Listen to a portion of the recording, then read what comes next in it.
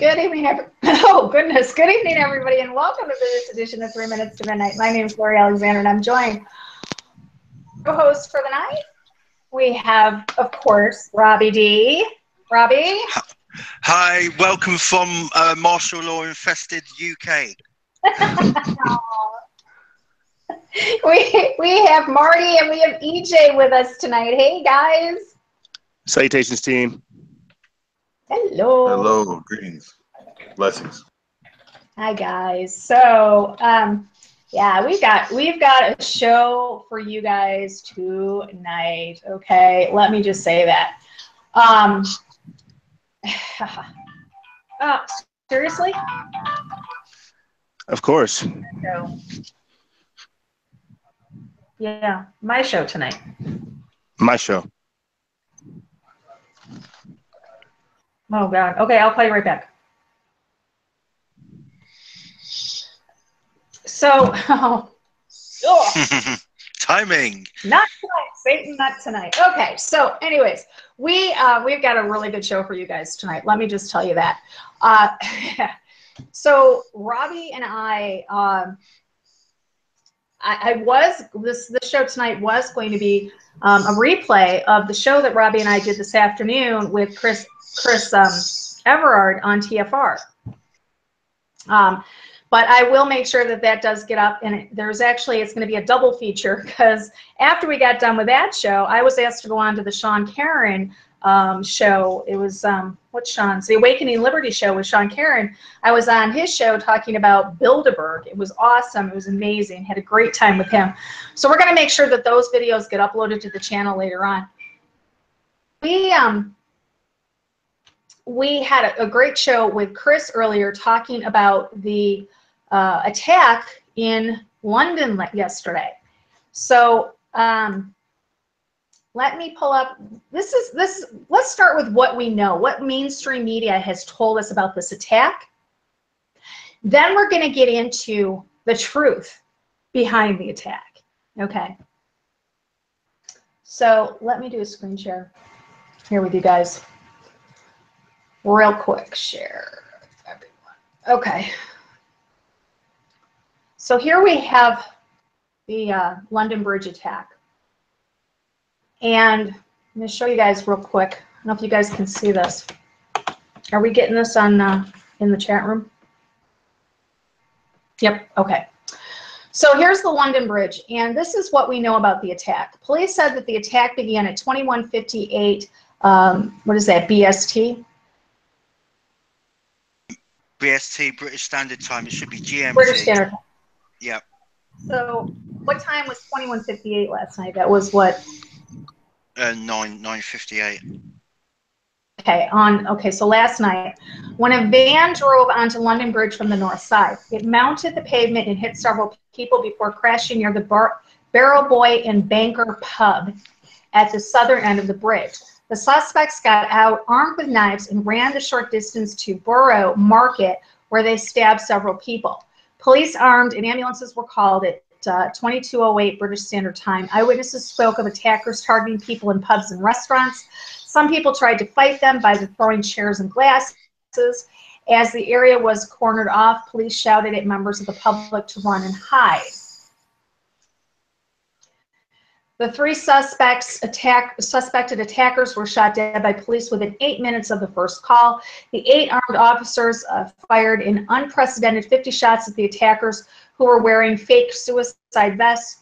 A member of the public, now remember that, guys, remember 3 suspects and remember suicide vests, okay, because it's going to come into play later on when we're talking about what really happened. Mm-hmm. A member of the public was also shot during the operation, was taken to a hospital for treatment. Islamic State group has claimed responsibility for the attack. Okay, so that's what mainstream media is telling us. Robbie, you want to take over and tell us what it so far as a little bit behind the scenes of what was going on? Well, from what I can remember, from the beginnings of the attack, I mean, I alerted you guys to it. They told us that there was some gunfire on London Bridge, and they said that a van or a vehicle of some description had crashed into some people or run some people over on the bridge, crashed into a lamppost or something of some description, and then some attackers had come out, started stabbing people. At one point, one witness had said that he'd heard gunfire, but he said that it may have come from the police. And then there was all kinds of chaos. So at some point after that, they said that there was another incident on a marketplace just right near London Bridge, not far from London Bridge Station. Then at some point, not so far after that, they said that there was a third incident down in Vauxhall, which was quite some distance away, which was quite surprising how they had got from London Bridge all the way round to Vauxhall, which would have took them at least 10 to 15 minutes, but it seemed to be literally instantaneous. So there was a possibility that there were other attackers at another location in Vauxhall. So then it's kind of spiraled on from there. Right. Crazy. Exactly. Yeah. Craziness. It was a crazy situation. Lots of people running around. Then there was a video of inside some venue in a pub. People were told to get down on the ground where police officers were in the building, telling them to get. Yeah, sorry. I think that would be good. I actually sent Laurie that video earlier today. I think that'd be a good time to play it real quick, Laurie. Okay, let me get out of here and go to, now is that the you were talking about the video where the people were in the pub, right, Robbie? That's right. And then there was a conversation heard that someone was saying, "Oh, this is Muslims, extremists, blah blah blah," and somebody said, "No, it's not Muslims," which was quite deliberately caught on the camera.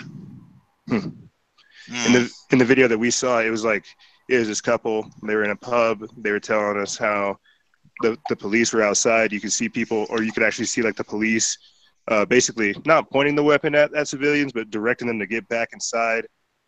You know, and then on the other side, you could actually see police boats in the water.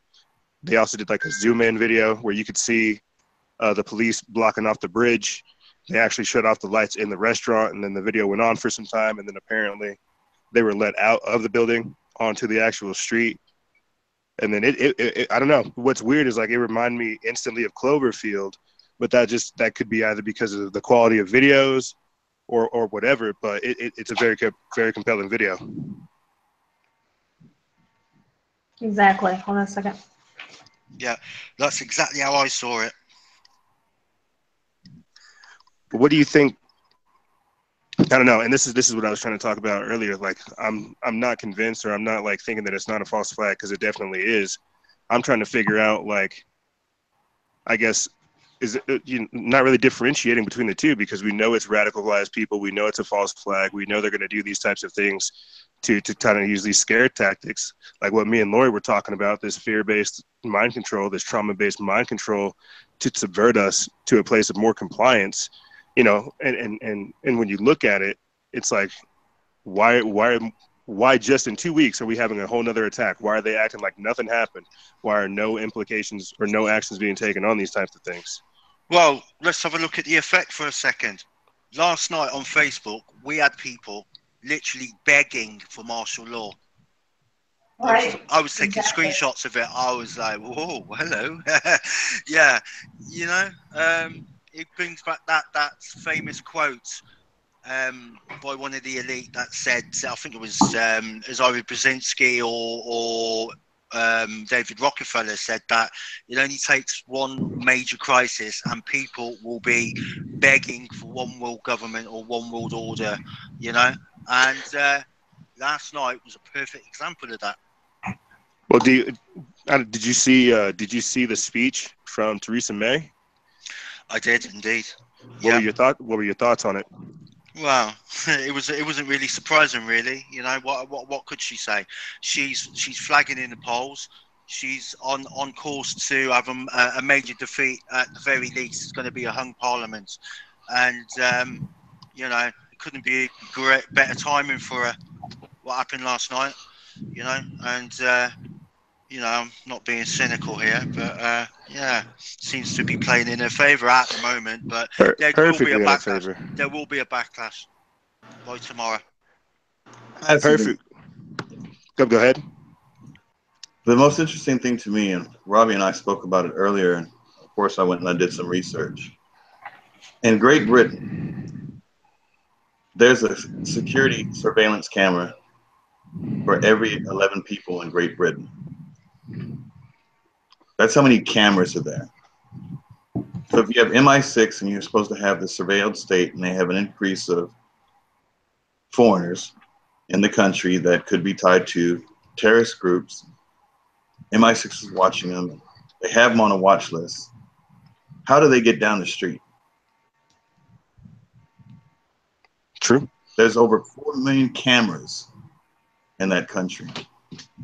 Robbie can't leave his house and walk to the store without being seen by at least 3 cameras.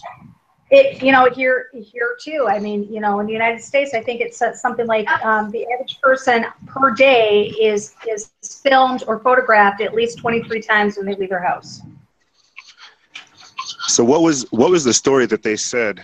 There was just a random Muslim man or somebody that was dressed up in fake clothes doing stabbings and driving cars on the bridge. Is that what they let in with? And then we're Well, one of the stories was that they killed so many people and a police officer, but by later on, that story had changed, that the police officer was still alive. So they actually, you know, they were still trying to get their bearings on actually getting their story right. You know, it's the same old scenario. But they automatically knew that there were 20 people injured literally straight away. I mean, what did they do? Did they do a quick body count and, you know, phone the media? It seems to be, it was very efficient. And then they said, well, the whole operation was over within 8 minutes. Really? Well, that was quite efficient of you, you know? But they still, but they said they were looking for suspects, but they didn't have a description at the time. You know, the story kept changing and meandering around itself, you know, in a very familiar pattern. And well, it's like it was quite interesting to watch, to be honest. It was like one of the suspects, air quotes, that they said was like one of the police officers or just some random guy that they had a picture of after everything.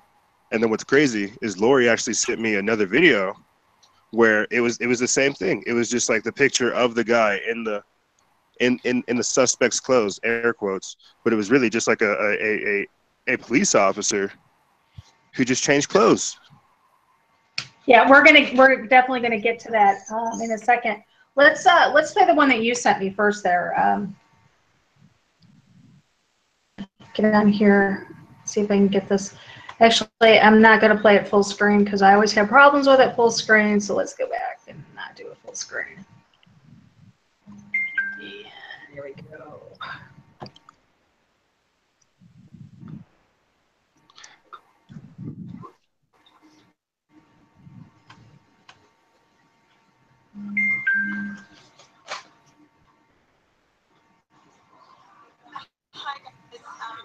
Okay, hold on a second. I knew that was going to happen.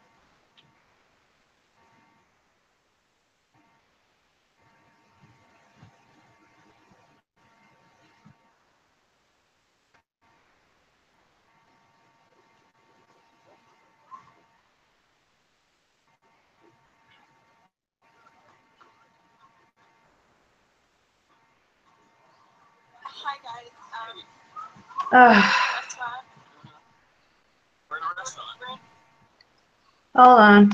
Unbelievable. Bear with us, guys. We're getting there. I don't know if you saw, but already ISIS has claimed responsibility for the attack.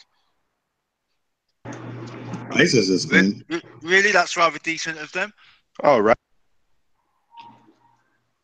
Like, thank you. Okay, as if that wasn't like the natural go-to. Mm.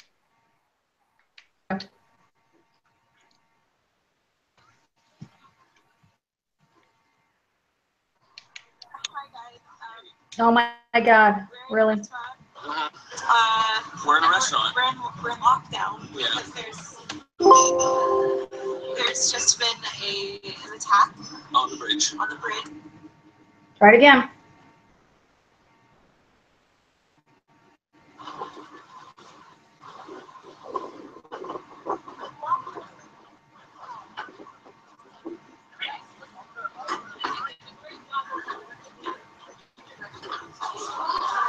Hi guys. We're in a restaurant. We're in a restaurant. We're in lockdown because there's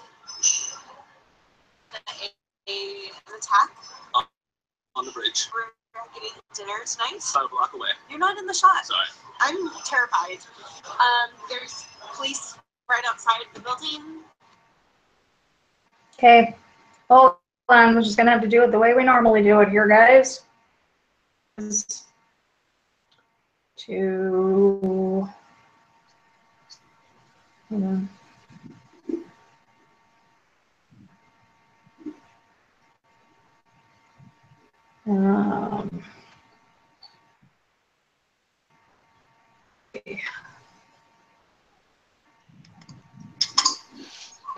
here we go. Knock on wood. Oh, gotta turn us down because it's gonna be loud. Yeah. Okay. Turn it down a little bit and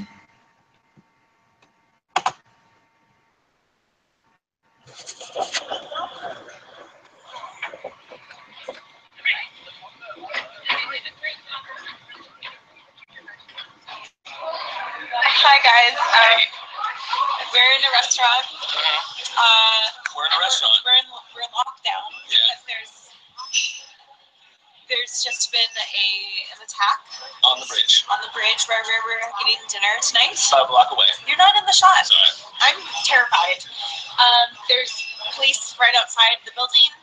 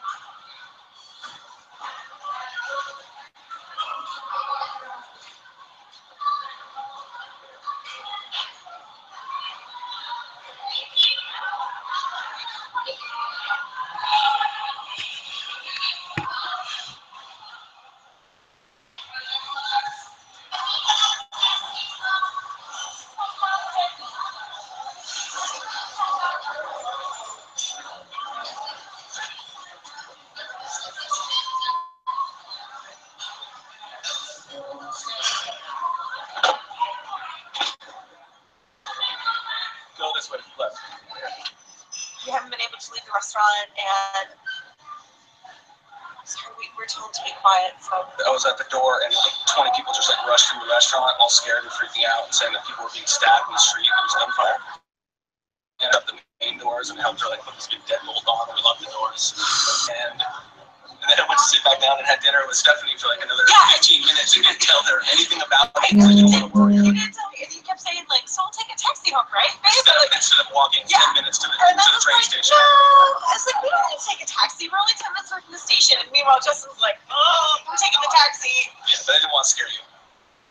Out here from the viewpoint where we are, there's like all these cops that are blocking up all the bridges. We're listening to the staff and they're telling us what to do. They're getting directions from the police. So we're not allowed to leave. All the lights are off. okay, so we're gonna stop it right there, guys. Tell me if I'm wrong. They look scared. They look kind of thrilled to be there. It doesn't look normal. If you go to the end of the video, that's whenever they actually start to get let out of the building. And then I guess, I don't know, you start to hear her kind of whimper, and then you see other police officers come up and direct them. But that's whenever, again, you know, for me, that's whenever I got to start thinking, is this an operation? Is this staged? Like, where are they getting these cues from? You see?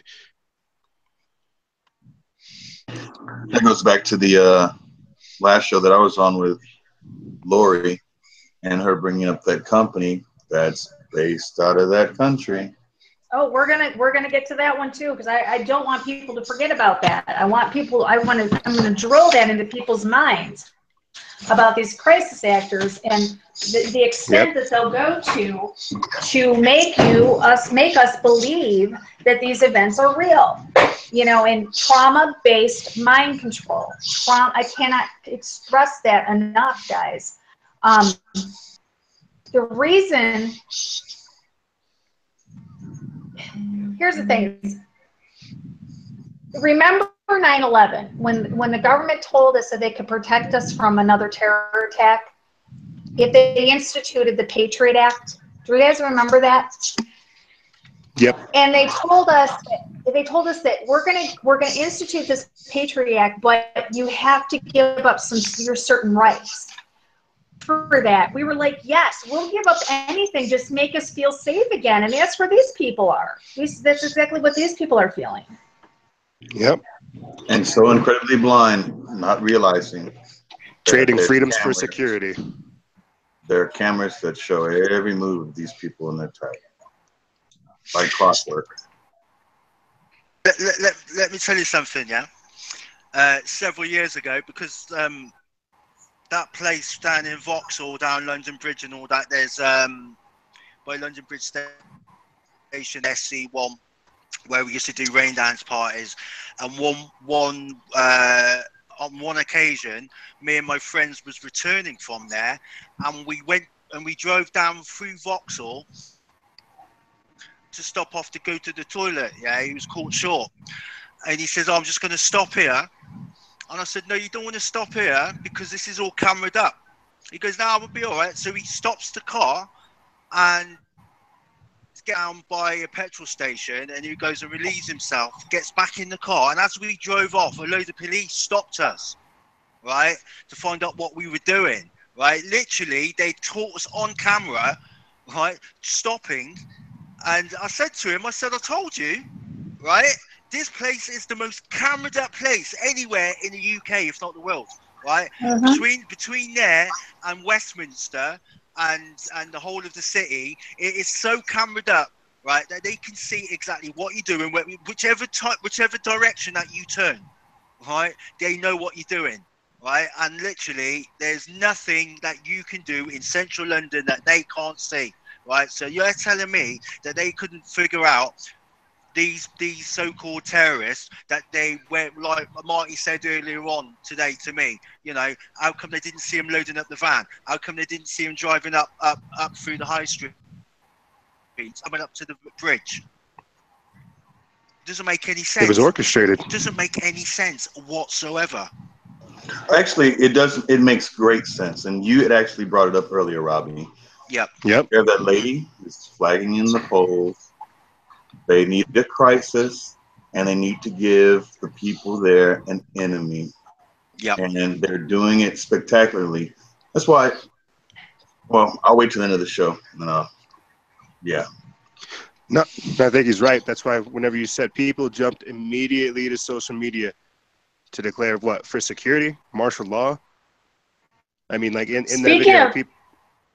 Go ahead. Speaking of not to interrupt you, but speaking of social media, the reason, I mean, Theresa May even came on saying that now that this has happened, she believes that stricter laws or stricter, what do I want to say? Guidelines. More internet control. There should be a clampdown on the internet. Yeah, more censorship is what she wants.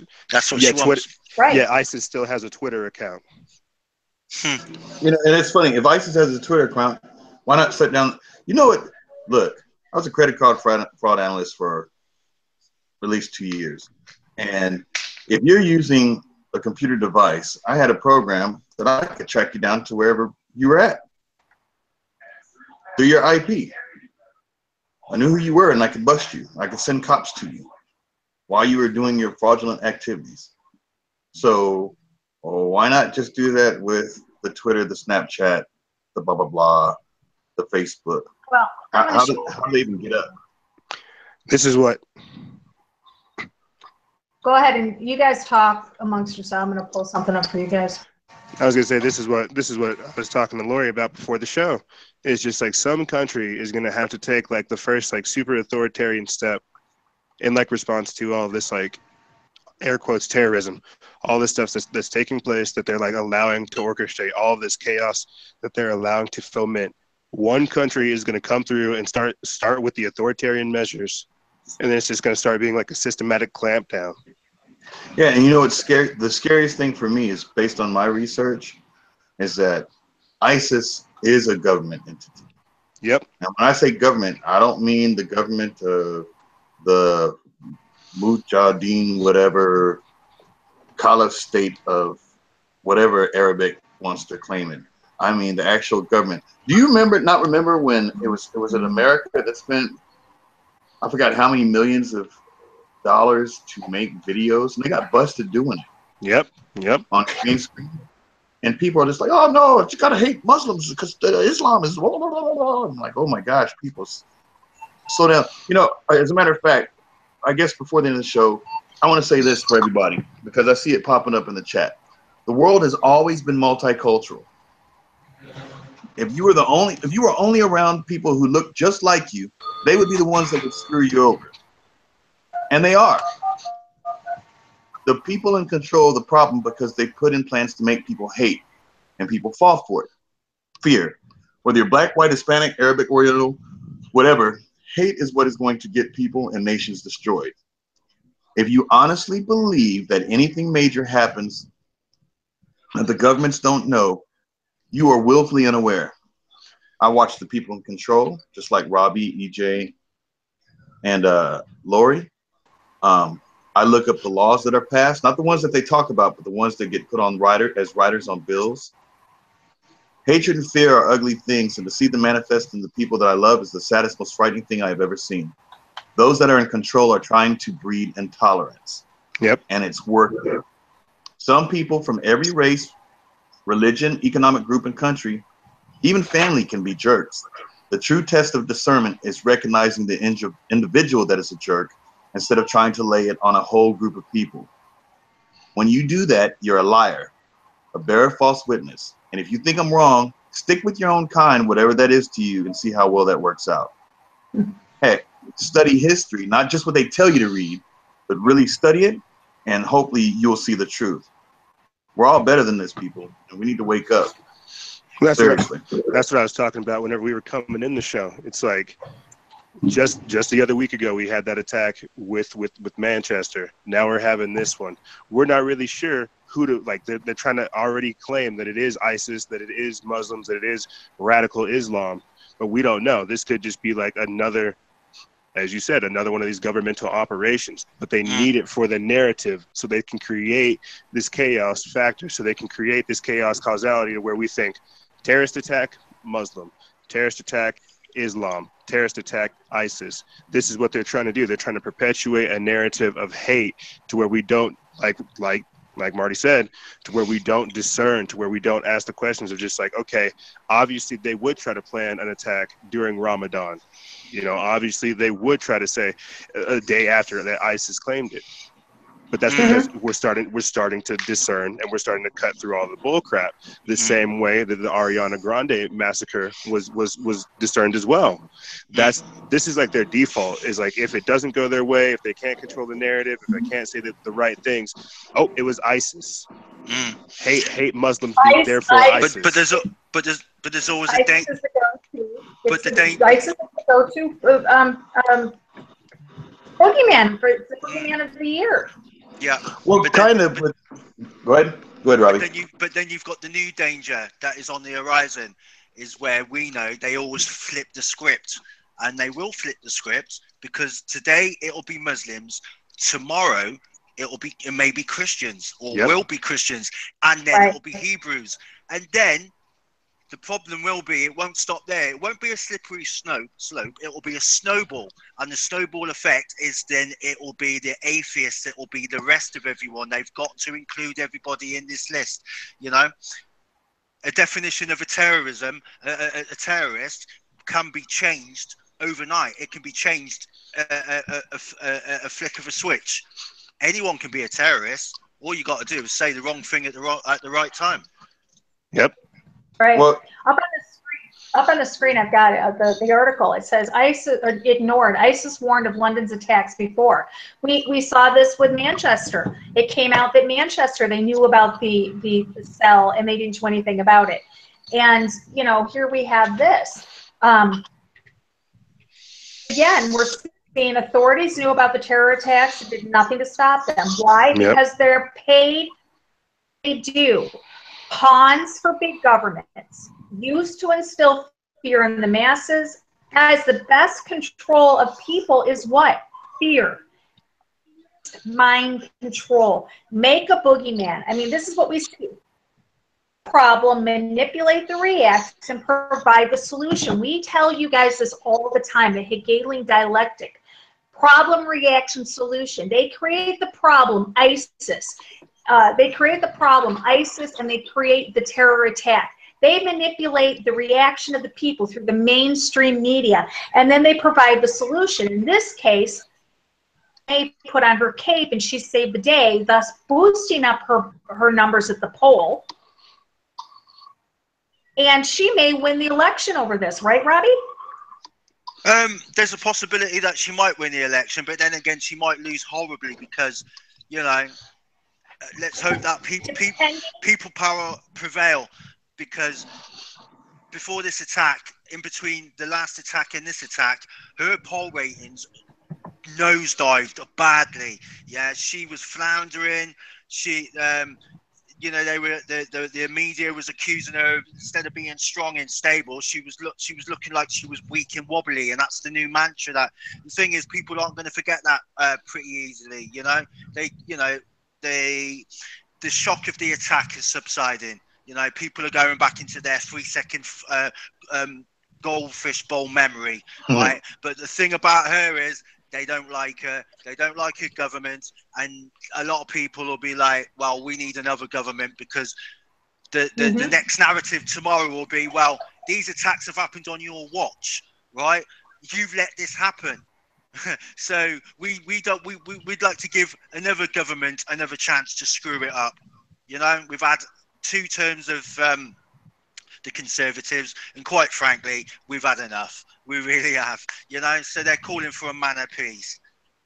That's very interesting that you said that, because if you look at the negative and positive, here in the United States we have conservatives, or hold on, let me rephrase that. Here in the United States we have the illusion of conservatives and Democrats. And when things are wrong, it's the Democrats or the conservatives, whoever's in power, it's their fault. So why would they want the anti of the United States, where we have Republicans supposedly in control? Notice I did say supposedly. Versus in Europe or in England, Great Britain, you're going to have the Democrats in control, supposedly. And all the things that have been said around them during this time period. In the meantime, while people are willfully ignoring that for every person in the UK, when we saw those 2 people, there were 22 cameras for them. They can't, if they do anything on the street, they're going to be seen. If they pee, cops are showing up. That's right. Literally. I can't believe that nobody's really started to make the correlation that we did that whole deal with Saudi Arabia, and now the attacks are starting to happen more. No one sees that? I've got 2 words for you about that, EJ. Gladio B. Do you know what that is? Oh, Educate yeah. Gladio B. And for people that don't know what it is, let me tell you what Gladio B is. It goes back to 1987. FBI code name for ongoing relations between U.S. intelligence, Pentagon, and Al-Qaeda. Intelligence had established groups in Europe in preparation for a Soviet attack. But when that never happened, they began utilizing the groups for false flag attacks throughout Europe. Is the group responsible for these attacks? They are government funded, just like ISIS. They are government armed, just like ISIS. And protected, just ISIS. Gladio B. Look it up, guys. Wow. Wow. See, and that's the thing that's, see, and I'm so thankful that she brought that up. That's the thing that's truly amazing to me, is that they have told us and they have shown us who's in league with who. Like one of the gentlemen or one of the listeners right now said that they traced the IPs for ISIS back to Russia. You know, they're always going to give you a boogeyman. And we think that these governments are not in cahoots. But if you would have listened to the show about Bilderberger or the Council of 300 or Bohemian Grove or whatever, you see that's not true. And it's just amazing to me that the fear is really working instead of the discernment for a majority of people to see through the look. You know the funniest story? Oh, pull it up, Laurie. Bring it out. The funniest story to me. You know you want to. Look at this. They look like enemies to you guys. No, they look like they had a sleepover. I know. I love their little jumpers. All Masonic robes. They look like, whenever I see this picture, I immediately think of like Walt Disney, like Mickey Mouse's little wizard mouse. Oh yeah, all they need is the wizard cap. Yep. The wizard hat. Yep. Yep. Those two countries that she's showing right now, China and Russia, are supposed to be our enemies. They're supposed to they interfered with your election. They have spies everywhere. China owns this country. They have all of our debt. Even though they make 90% of what we buy, I mean, it's hard to buy it. Trump's ties are made in China or in Mexico. It's hard to find them anywhere else. You know, to make America great again, the hats were made in China. It's hard to find them anywhere else. But people are buying into this narrative. They're like, you know, the funniest story that's come up recently, it's resurfaced again, and I want people to really stop and think about this. The story is Hillary Clinton sold uranium to China. Yep. Uranium now I want everybody to stop and think rationally and critically. She sold somehow a national resource from land that she does not own to the Russians, and nobody else in the government knew anything about it until it happened. Nothing happens without complicity. Yep. Nothing. Yep. Nothing happens without somebody say so. Now, Hillary Clinton is a great CEO. She's a great person to be up front because everybody will point the fingers at her. And she'll take it. And she'll take it because that's what she is paid to do. There's a video of her going to the Council on Foreign Relations saying that she's glad to be here so she can be told what she needs to do next. She flat out says it. But people will hate on Hillary, but they won't pay attention to other people in the government. If you buy a house, do you realize the hoops you got to jump through to buy a house? How many people you got to talk to and things that got to be approved? And somehow this lady sold a national resource like she's some kind of king or queen? With a nod and a wink. With a nod and a wink. Yep. Here's the thing: was when you're dealing with Hillary Clinton, you've got to think of this: quid pro quo. She doesn't do anything for nothing. Well, it's not necessarily she doesn't do anything. She's following the script, and she's the fall guy for the mess. But they're all in cahoots together. It's a, like we said over and over, it is a big show. I don't pay attention to the actors anymore. I want to shine a light on the writers and the producers. That's who I'm looking for. Because when we really look down at it at the micro level, it doesn't make sense. That's like, Laurie, somebody coming to you and saying, Alex Jones has picked up your show and you're syndicated now, and you're going to get $400,000 a month for doing your show with all these advertisers. The first thing out of your mouth is, what do you mean Alex Jones has syndicated our show? Where does Alex Jones get his money from? I didn't sign any paperwork. Mm-hmm. Follow the money on that, man. Yeah, exactly. Exactly. When you're researching something, and I tell this to all of my editors when they first start out, and I show them how to vet stories before they put the information out there. I tell them, you got to follow the money trail. Because a lot of times it leads back to a very surprising source, and it's usually the ones that you're not even thinking of. As with Alex Jones, it leads right back to the same people that he's pretending to be exposing, but that's another story. It actually ties in. The same people that are putting forth all of this mess. If you turn it around, as a matter of fact, I sent you and Robbie and I believe Liam, excuse me, EJ. No, and EJ, a list of all the banks that are controlled by the Rothschilds. And you follow that money, they control the whole narrative. And guess who doesn't have a bank?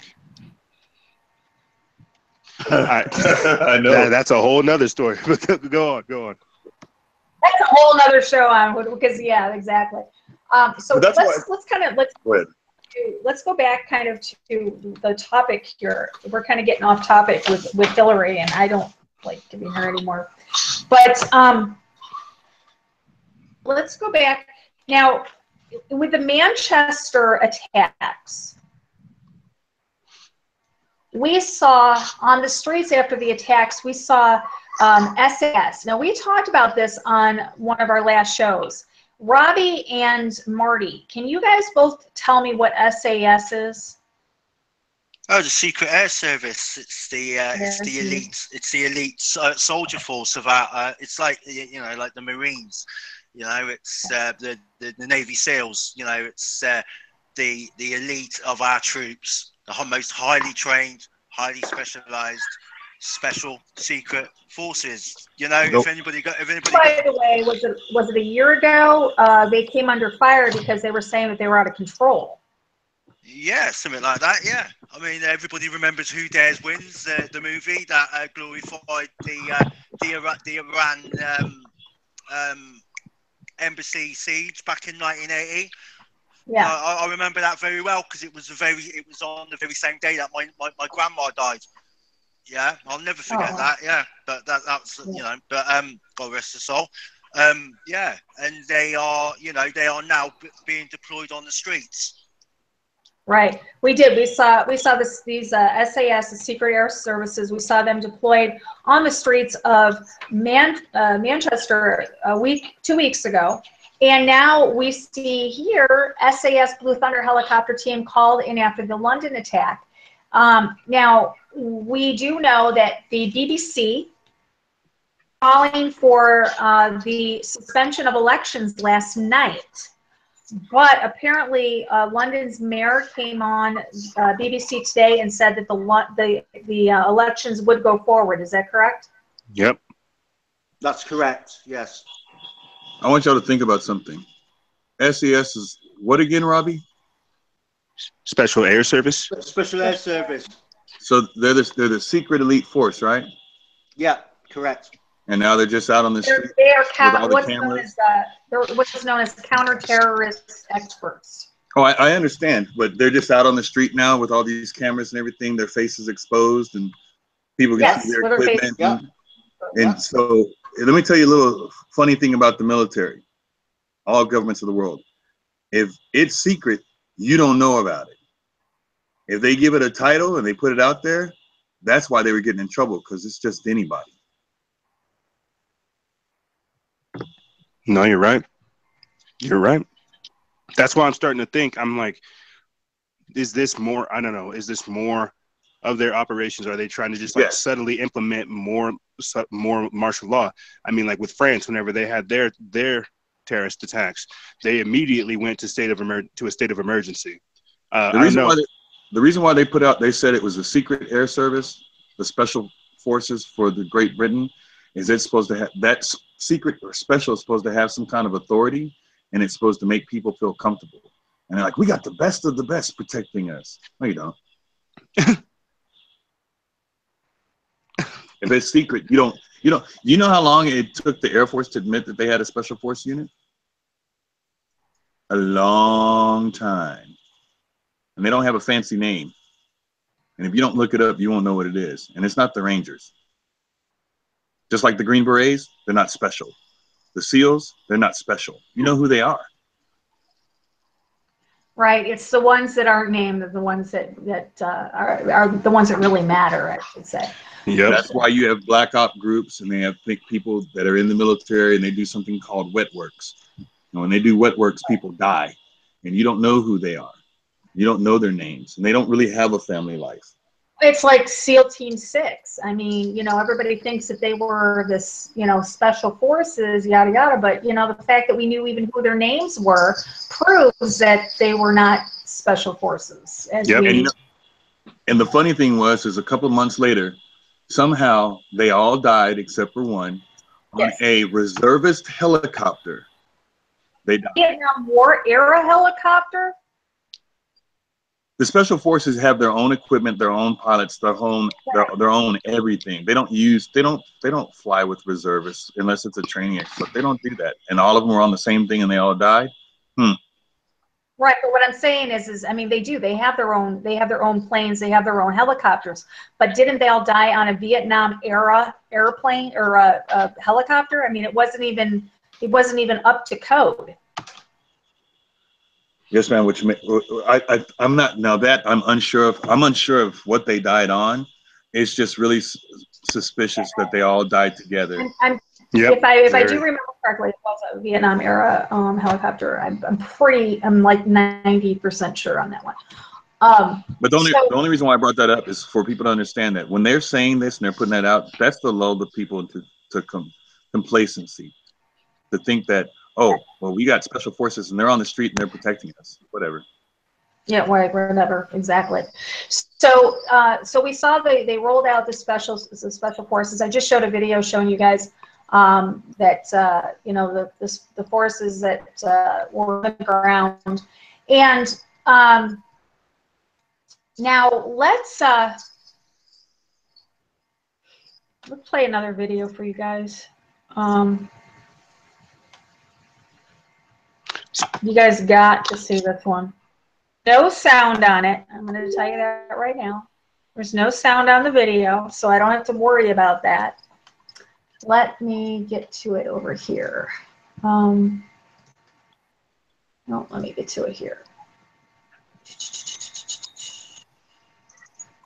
I think another good video to play after this to show people that a lot of these things are staged, and then whenever they happen like this, and there's like immediate stories, immediate coverage, you have mayors, prime ministers, and everybody coming out saying, you know, this is a huge tragedy. I think something to show how this is staged is that video that's going around of the CNN reporter Becky Anderson, where she's faking that Muslim demonstration. Yeah. Okay. Well. Okay. So here we have. This is from BP Earthwatch channel. This is from one of the channels that we do support here at the Underground Resistance Network, along with a lot of the other truth networks that are out there. BP Earthwatch just happens to be one of them. And so this was sent to me earlier, and this is the reason why I put up in the chat room before we started that all I got to say is one word, and that's wow. Okay, watch this, guys.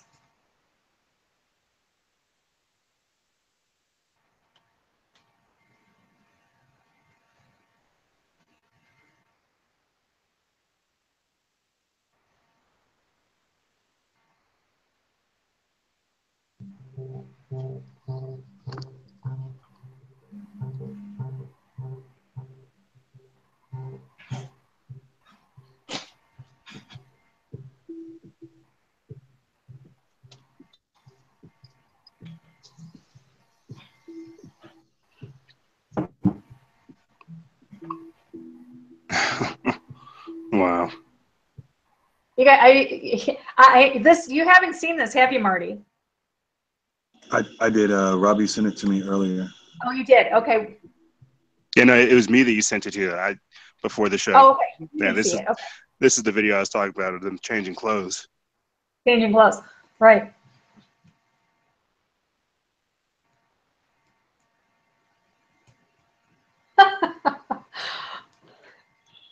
You know what else is funny about that? If you go back to the very beginning, they were shot, right? Oh, we're gonna play it over again. I'm just going to play it through so people can just see what we're talking about. Now we're gonna go back and we're gonna break this down. I just feel like it's so sloppy.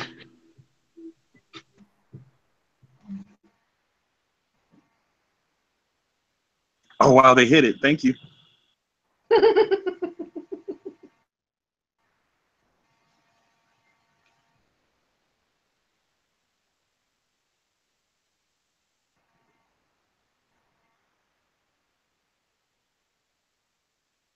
So we're going to go back to the beginning here.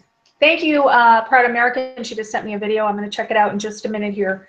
I've got to try to get it open up on my phone. Okay, so here we have moments when the terrorists are shot. Okay, I told you guys when I was reading the article at the top of the show, I said, remember 3 terrorists and remember fake suicide vests. Okay, remember I said that to you guys. Okay, so here we have 1, 2, 3 terrorists shot on the ground. It doesn't even look like he's dead because his arms are, do you see where his position of his arms? Dead. Okay. It's like over his chest. Yeah, his arms would be out by his side. He would be on his chest like that. So first of all, he's not dead.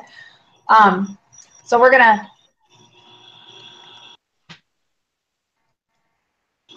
I love how the people are walking up on him, even though they were supposed to have devices on them that later turned out to be fake. But they're walking up with no gear. They're walking up with them no gear. They don't know if they're dead or not. They still could detonate those quote unquote, vests. So now we have the police that are changing their clothes. It looks like, I mean, there's been no there's been no chemical attack exposure. What are they doing? They're going to dinner party or something, are they? Well, no, they're changing positions. They're changing, the script. Now they're, going to play another part in this. It's the next scene in the movie. The next scene in the movie. The people of Great Britain should demand. With the beard and the black shirt and the hat. Now he's putting on camel pants. Here he's putting on camel pants. This guy over here, he's putting on some sort of cardigan. Along with him, he's putting on, it looks like jumpers. But this guy here, this is the guy we're looking at, we're focusing on. And now we have, oh, look. Wow. Now, some of the naysayers are going to say, well, his beard was red, and that guy's beard is obviously black. No, that's not a beard that's over his face, though. That's just something that's over. That's not part. It's because that doesn't go all the way down. You can see that. Hold on a second. Let me pull it back. You can see here. Here's his beard, or here's his. Okay, and this beard is a 2-inch strip that goes from the top of his ear to his mouth. And then you can see underneath it, there's flesh again. That's not a beard. Mm-hmm. I feel like the people of Great Britain should demand the closed caption circuit TV.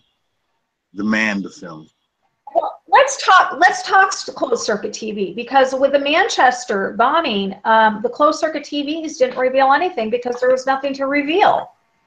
There was like one remote video where it was basically like it was super far away, and then the explosion, air quotes, that did go off, you could hardly hear it.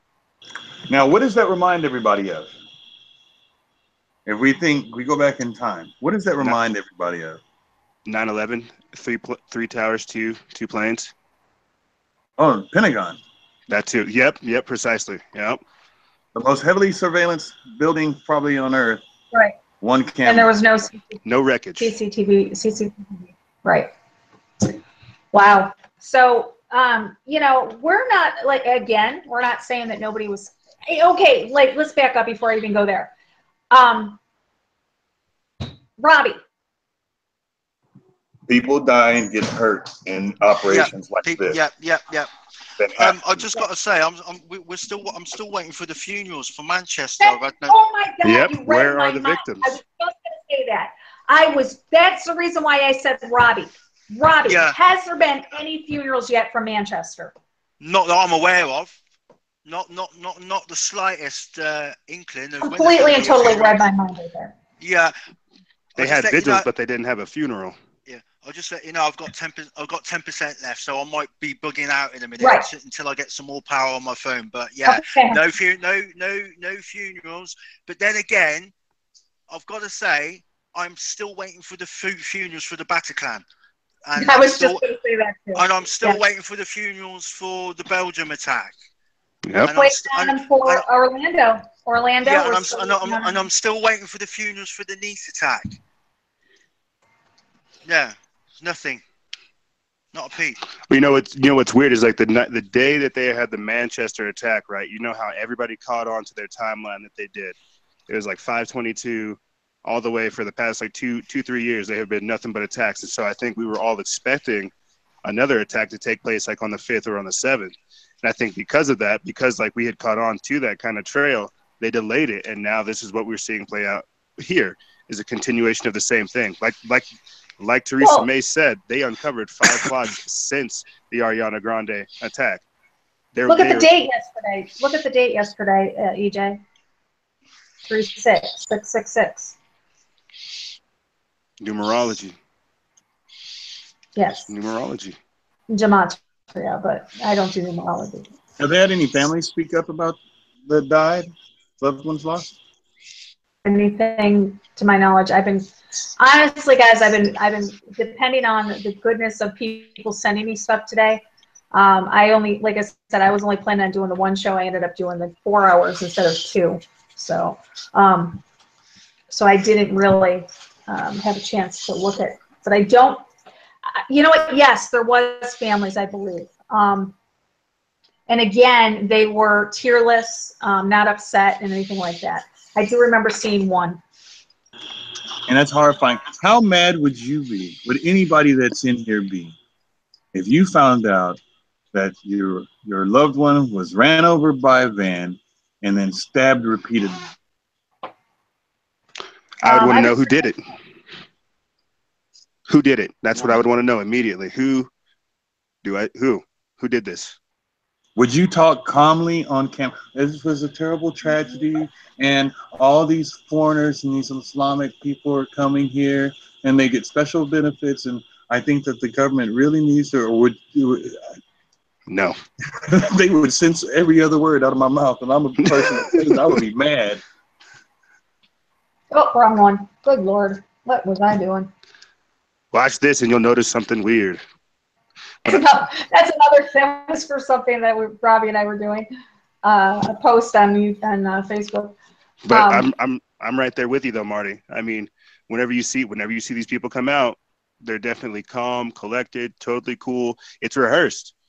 It's like they're just going through. Some people at the Ariana Grande concert were talking about how they had rehearsed and planned for months for that event. That's how these people operate. They plan these things out. They have them in I don't want to say like sequential order, but they have it planned out to where they're trying to, like we said at the start of the show, trying to figure out a way to use this fear-based, trauma-based mind control to where we don't think about what we're giving up. We don't think, okay, well, instead of calling for martial law, why don't you call 3 of your buddies and start patrolling? Why do you have to go give up your freedoms? Why do you have to wait for the police to do what they do? By the time they get in there, they're gonna have a free range of killing whoever's in front of them. We're waiting for other people to try to seize and give us power.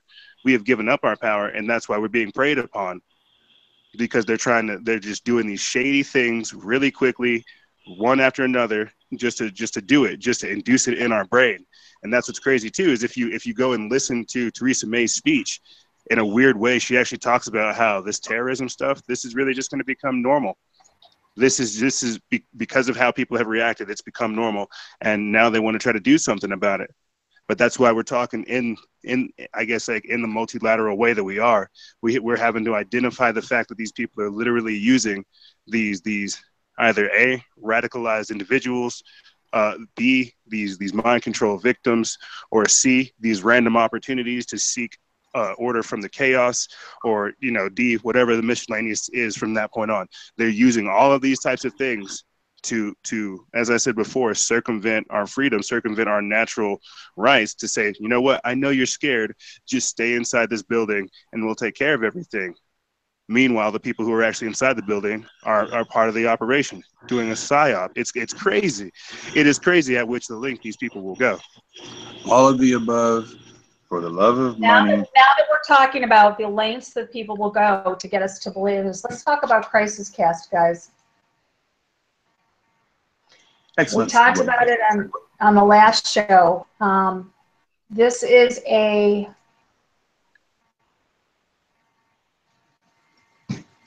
this is right from their website, guys. It says, we dramatize events for emerging security needs of the UK, Middle East, and worldwide. Our specialist role-play actors, many with security clearance, are trained by behavioral and rigorously rehearsed in criminal and victim behavior to help police, the army, and emergency services, hospitals, schools, local authorities, government, private security firms, shopping centers, airports, big business, criminal justice departments, media, and the military to simulate incident environments for life-saving procedures. We use state-of-the-art British film industry techniques and special effects to help trainers to deliver essential hands-on, high-octane crisis response and disaster management training. We work with trainee doctors, psychologists, and care professionals. If you combine that with Operation Mockingbird, there's no way we can trust anything we're seeing. What narrative are they pushing? If I can pay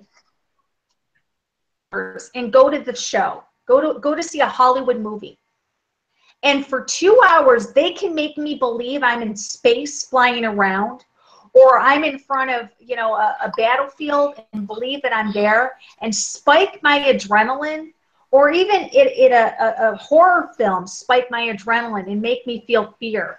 What makes you think that they're not using these same techniques on the nightly news? Oh, that's been proven that they have. The world's a stage. Green screen. That's been absolutely proven. The sad thing is that people won't ask the obvious question. And you have to remember, everybody, that sometimes during these ops, these false flags, people die on purpose.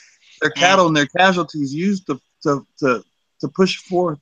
I mean, I can go back through time and I won't, but over and over again, people die. And you gotta remember that. They do it so somebody would say, well, I knew this person. That's confirmed.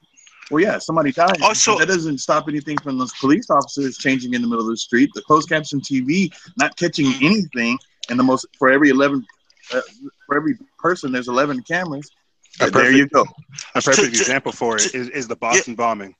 Yeah, the Boston bombing is a perfect example for what Marty's saying. Like, people did die. They were looking for the Zarnoff brothers, and they needed a patsy. They killed those kids. That's all I'm saying. Go ahead, Robbie. I mean, 2.5 years ago, I saw a propeller plane go over a motorway and crash into a river in Taiwan. Yeah, it was later revealed that they'd used green screen technology and whatnot. I mean, it was on a dash cam of a car. They caught the plane. It went straight over the freeway. Hit some light poles, went straight in the river, and it was later revealed it never happened. And it was like, well, why did they do that? It's a psychological operation. It doesn't matter what narrative the story is. 99% of the stories on the national TV are completely fabricated, if not you're using Hollywood technology to bamboozle people. Yep. They do it. It doesn't matter what the story is, psychological operations to get a reaction out of you, to see if you believe. Fear-based mind control is what they're doing. It's fear-based mind control, and I believe, isn't this one of the protocols? Yep. The protocols of Zion. Yep. I believe it. Let me check real quick, because I do have them available to us right here. Hold on a minute. CNN is notorious for it too. CNN is don't say just CNN. All of them. All of them. And that's why they come out with the fake news narrative, is to push this whole weird psyop of just like where people can't even think for themselves, creating another air of confusion. It's like as if like the fake narratives where they're literally trying to push like a globalist narrative or a new world order agenda is not enough. They're literally trying to say, all right, anything that's not what we're talking about is fake. Before like before Laurie says anything about what she has on the screen right now, I severely, I'm begging you, look up in the U.S. government the 2012 Smith-Mundt Act and read it. If you don't, you won't understand my Operation Mockingbird. You'll fall for the narrative from you. All the news stations are designed by college scholars who study psychology and color and symbology to fit the narrative that they're designed for. If you like CNN, that's designed for you, so you like it. Fox News, MSNBC, BBC, Hey whatever. guys, your news shows on TV, if you look at what they're classified as, they're not classified as information. They're not classified as anything. They're classified as entertainment. But Al. Yep. And that's what they're there for. We have protocol number 7.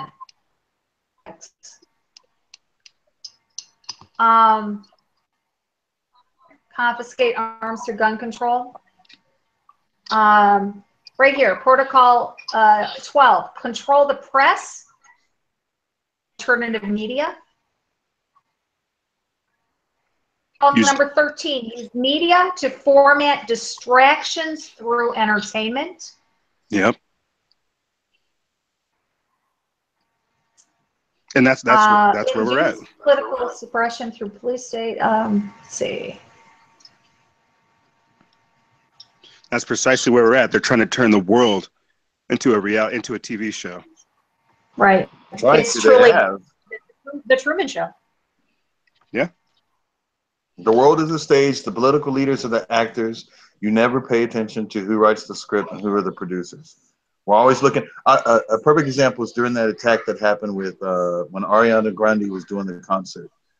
She wound up getting attacked for stupid stuff that she said and did. But she was screwed over as a child.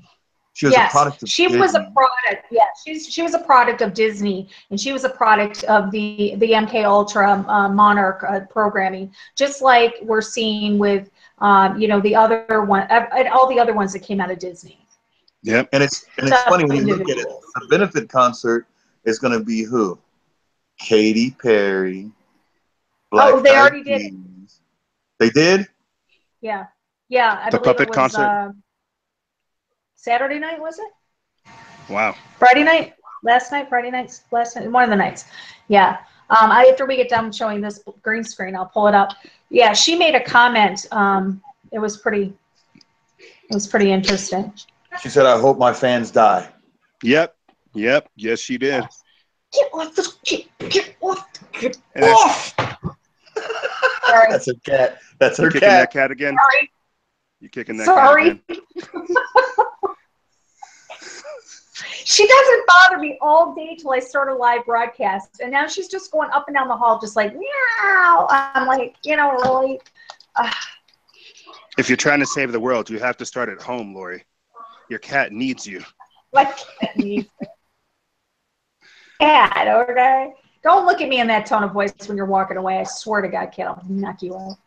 But then honestly, if everybody takes the time, you look up green screen, you look up the Smith-Mundt Act of 2012, you go back even further to when certain groups brought up the news publications because there wasn't really a good, adequate TV for the American populace, but everybody paid attention to the newspaper. They formulated this plan a long time ago, and nowadays people are falling for it hook, line, and sinker. And so the question comes out to be, they're doing these things on purpose. It's breeding intolerance. People are hating because of fear, but they're also generalizing. Ignorant fear. Ignorant fear. And the generalization is what they want because that's how they gain control. If you generalize a group of people, whether it's left, right, black, white, Hispanic, Asian, Arabic, whatever, you've already lost. You've lost. Because you can't get away from, if you think rationally, you can't get away from the doctor who happens to be white, Asian, Arabic, or whatever. You can't get away from the banker that's all of those. or black. You can't get away from it. But if they can make you come in and look at them crazy and start distrusting them without finding out who this person is, just from a business standpoint, I'm not saying that you have to be friends with everybody. And you should have a certain level of caution when you're dealing with anybody. But dang, man, you can't just automatically say, oh, that person's Indian, he's going to try and scout me. He's American Indian, he's going to scout me. I read it in the old Westerns. That's what they said. That's ignorance. But that's what we've been programmed to think, though, Marty. That's what they're trying to program us to think, from cradle to grave. I'm sorry. I'm a rational human being, and I use critical thought. Now, don't get me wrong. As some people that have come on Laurie's page have found, or you trying to attack me, I'm gonna pay you some attention. But if you're not trying to do that, I'm not worried about you. I'm more worried about these people that are doing stuff to our food, doing stuff to our water. Why all this stuff has been going on, nobody even paid attention that there's a new law that got passed that says you can't sue pharmaceutical companies.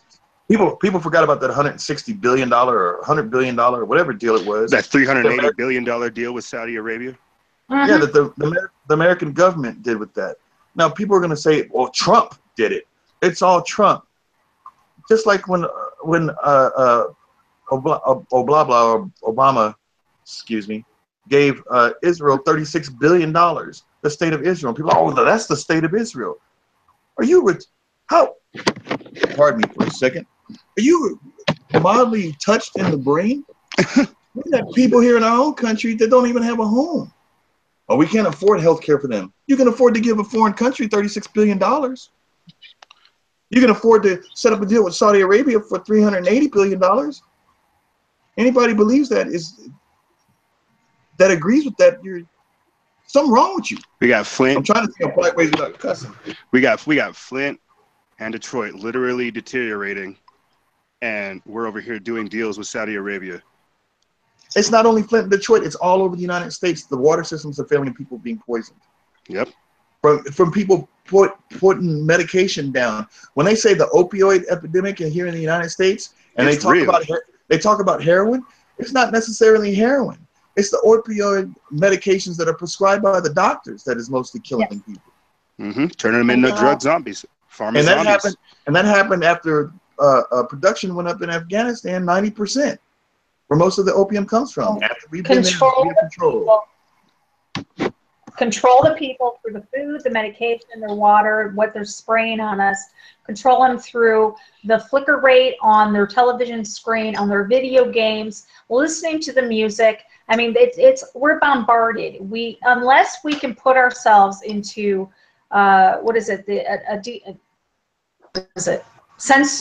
sensory deficit. Sensory deprivation. Yes, sensory deprivation. We can't escape what is coming at us. We can't. We just have to be able to discern what it is that we're really seeing, what it is that we're really feeling, what it is we're really seeing, hearing on TV. What do I got? Pray to God, but pass the ammo. All I know is this, is that when I feel like I'm being manipulated, I plant my feet and I start looking around. When they put something directly in my face that's up front, I start checking my six and my left and right to see what's going on around me. It is automatic. It is a self-preservation technique that the people on this planet desperately need to rediscover. Because, ladies and gentlemen, I don't care where you're from. I don't care what color you are. I don't care what religion you want to follow. I don't even care about your sexual orientation. I don't care about none of that stuff. I care if you're a decent person and you're not trying to harm me and mine. And if we got together and started paying the people that are in control the attention they deserve, following it, like Laurie said, up the money chain, or if not up the money chain, the popularity chain, and who's in control, who's really in control, and put the focus on them. It's not going to change anything, but you don't have to live in fear. The last thing we need to do is let them manipulate us to start hating and fighting with each other. That's the saddest and scariest thing that I've seen in my lifetime, is that people are starting to be really, really ugly based on political affiliation, religion, and everything else instead of looking at the individual. If the individual is a jerk, then call him out for being a jerk. And that's what we're seeing with these attacks. We're seeing a line being drawn in the sand where they want us to believe that it's the radical Muslims. They want us to believe that it's, you know, these certain group of people, when it's not. Earlier in the show, please, I urge you guys, research Gladio B. Find out who these people really are. You know, here's the thing is, if you look at, okay, they drive our vehicles, they wear our Nike, you know, sneakers, they tote our guns, they have, I mean, come on, how much more of it do you have to take a look at? Guys, step out of the box, step out of the situation, step out of the emotion for what it is. You know, it's real funny to me, Laurie. Thinking that, you know, you got to have critical thinking when you look at these things. You know, it was real funny to me, Laurie. At the end of the, I think it was the Iraq War, the U.S. Marines pulled out. They left, and they left all of their equipment there. They just left it. And the excuse we were given is it would not be cost effective for us to ship it back. Right. But we also didn't destroy it. Now, I don't know how much you know about warfare, but if you study through anything in history, what do you do when you leave? You take everything with you, or you destroy everything there. Exactly. Well, they left it there for a reason. It's no different. You guys, look at history. Look at history. We armed the Russians, or we armed, you know, with the Russians and Al Qaeda. You know, we armed them. You know, it seems funny because back to bite us in the ass, pardon me, but it does, because whoever we seem to be arming going to turn on us. And it's going to be no different with ISIS. EJ sent me this link. Department of Defense audit shows $1 billion worth of U.S. weapons may have gone to ISIS.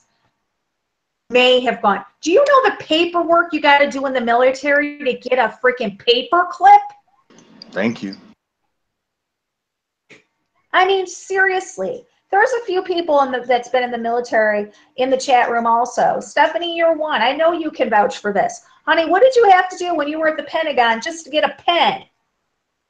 They're saying that the Department of Defense audit shows $1 million worth of U.S. weapons may have gone to ISIS. Come on, guys. If it went to ISIS, it went there on purpose. Proper documentation to get it there. Yep. Weapons transfers. That's what I was saying. Like with the Saudi Arabia deal, with the $350 or $360 billion deal over 10 years, and then now more of these attacks are happening. You got to put two and two together. While Saudi Arabia is doing like nothing to really fight against ISIS, we're just over here literally giving them everything they need to just continue these attacks worldwide. What narrative are they trying to push? What are they trying to do? They're entering a whole new phase of their plan. And you know what's really funny? Why you say that? You know what's really funny? We gave $36 billion to Israel, right? Who does Saudi Arabia hate?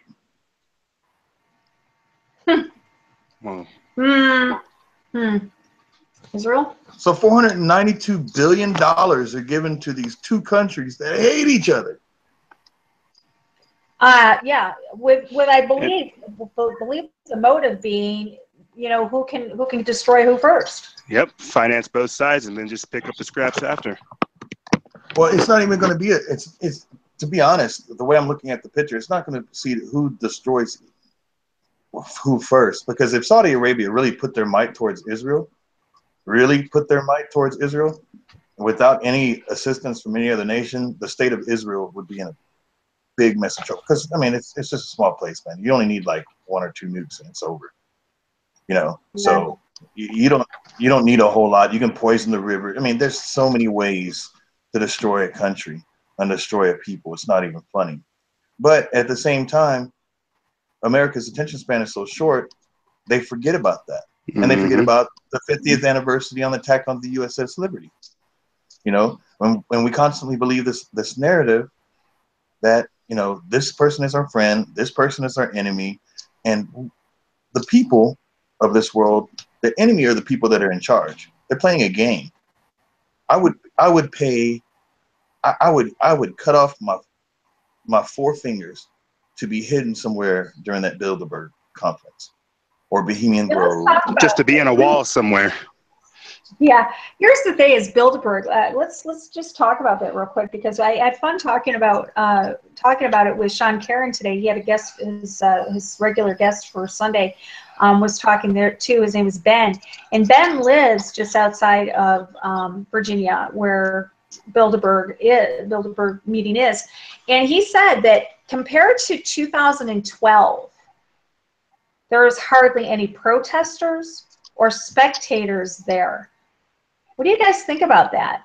And I think people have gone back to sleep, or they don't understand like the importance of these kind of things happening. I mean, probably, he said maybe 5-6 people that were there. Let me see if I can find a picture on the internet from the Bilderberg. No, actually, I know I can find one. Hold on a second. I know I can find one because I know somebody who was there. I think because people have really gone to sleep and are just like following the Pied Piper of Donald Trump.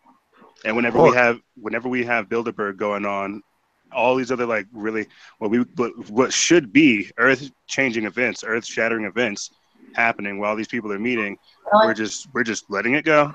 We're just not paying attention. We're just not seeing it for what it is, not seeing how they're orchestrating this chaos to provide order afterwards. There's always an event going on when that's happening. That way we don't look at them. It's like, hey, look over here. Don't pay us no attention. Yep. And you're right. People are going back to sleep. They're like, we have to worry about Muslims and the increased population of Muslims and Russia and Trump and Hillary and oh my God, Ivanka. And oh my God, this redheaded comedian held up a picture and how, but let's not pay attention to what Ted Nugent said about, you know, or blah, blah. The hypocrisy and short-minded ignorance is real.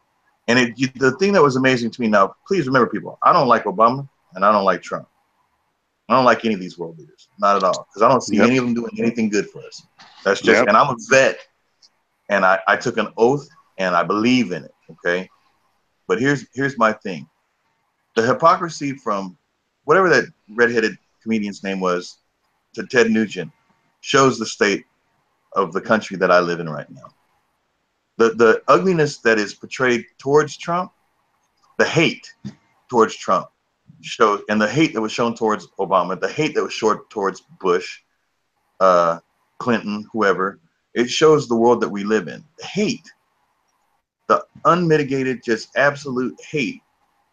And it's really frightening because people that hate, they're afraid of something, and people that are afraid are scary because they do stupid stuff without thinking, without using, as Laurie said earlier, critical, rational thought. If you can't see that the world is a stage and these are puppets and that's your focus, you're lost. I have no other way to tell you that. I was talking about this the other day with somebody, with some people offline, about how like the concept of them like legalizing insanity. I feel like they're literally creating like the grounds for all this chaos to take place. They're letting all this psychological stuff take place, like poisoning us with all kinds of drugs, letting all this stuff just flood out into the streets, and then promoting all this like immoral, you know, I really wouldn't know what to say, like kind of behavior. You know, no one has like any foundation. No one has like no rock. And whenever that happens, you know, you can have people like Kathy Griffin going up there, decapitating the president, saying this is art. The same way that we were told to appreciate Marina Abramovich and her satanic art. Amen. Thank you. Exactly. They are fomenting the grounds to say, like, it is okay to be this sick. It is okay to be this twisted. It is okay to be this messed up. And you know what? We'll support it. we'll support you. Because why? It's all a part of this one world government, this one world religion of just love. Right. Here's a Harry link from the Truth Broadcast Network, one of my partners back when I was on the Truth Broadcast Network. He's the founder and CEO of it. Here he is at Bilderberg. Look at the crowd behind him. I don't know if you can see that, but there are all kinds of people behind the fence, in front of the fence. That's just one picture of Bilderberg. No, it's from 2012, right? This was taken June 15th, 2012. This is Bilderberg right here. He had a few other ones. He must have taken them off his pages because I'm not seeing them. Or they deleted them. Or they deleted them, right? That's why I take stuff and put it on a separate hard drive that's not connected to the net. I'm not seeing him. But yeah, he was there. Seeing more pictures of him at Bilderberg. But there's the one. And you can see over here on the right-hand side, there's all kinds of people behind that fence, all kinds of people in front of the fence. But yeah, they said sadly there was maybe 5, 6 people there at Bilderberg. But, you know, distractions. Let's see. Trump pulling out of the Paris Climate Accord. Accord. The UN is now saying that we cannot pull out of the Paris Accord, that we have, because the contract that Obama signed, in the fine print, it said that we cannot pull out until after 4 years. Did you guys hear that? Really? Oh yeah, I heard about that. That's funny. Let's see. That's but the UN has more control than people even want to realize. Yeah. Well, they don't have any control. It's an illusion. What are they going to do?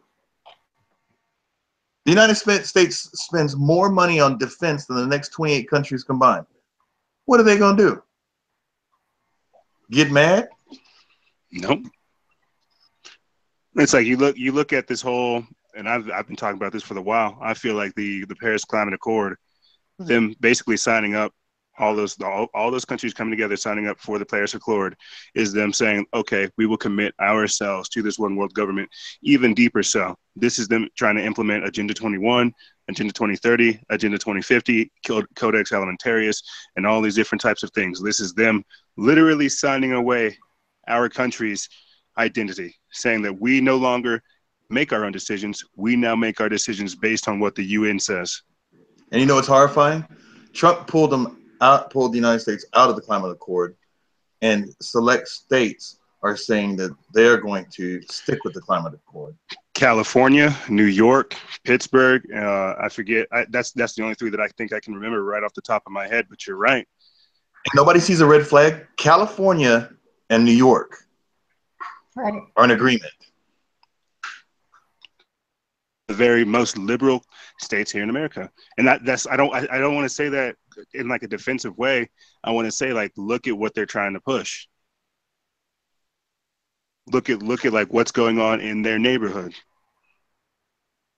Oh my gosh, that's sickening. That's horrifying, Laurie. Why are you showing that thing?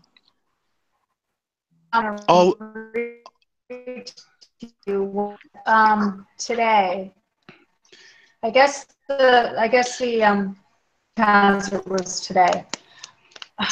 And she said, yeah, people are going to have to realize that laying down flowers, changing your profile picture, and talking about loving each other and being united to combat radical. Oh no, that's not what she said. One love. It's love. It's all about the love. You know. I want to take love advice from a lady. It's not easy to always choose. Huh? Said I want to take love advice from a person who on camera said I sold my soul to the devil, and who was married for how long? And yeah, I should listen to this singer. I should listen to her. Yeah. Katy Perry. I feel like Katy Perry is trying to be like the political version of Lady Gaga. She's another Illuminati I just puppet. want to ask you guys something. Does Katy Perry not look like what's her name? Hannah Montana. What's Miley Cyrus? Miley Cyrus. Yeah. Miley Cyrus. It's almost like the demons got out of Miley and it's gone into Katy Perry. Well, it's the haircut. It's the blonde. It's the platinum freak out mind control beta kitty MK Ultra mindset. Right, beta kitty. Where did we find that? We found the beta kitty with Marilyn Monroe. We found it. Yep. We found it with Pink. Pink has it. Now we've got it. We've got it here with Katy Perry. In 2015, she had it. Now she's back with it. You know, I wasn't. Wait a minute. 2000 had the Pixie, the blonde Pixie. I was with what's his name? The English comedian Russell Brand. What's his name? Russell Brand. Russell Brand, who we knew was her handler. So, you know, and then she got away from him and she went back to being fairly, quote unquote, normal. And now she's back to the beta kitty, you know, MK Ultra mind control biscuit that she is. Yep. So. Yeah. And that's what they're doing. They're using people like Ariana Grande and Katy Perry to help control this narrative, to help silence some of the resistance, to people who are just like, this is not what it seems like. That's why they're just trying to say, choose love. They don't want you to think. They don't want you to critically think like we've been saying. They want you to get up in your emotions, say, oh, this is so sad. How do we help? Right.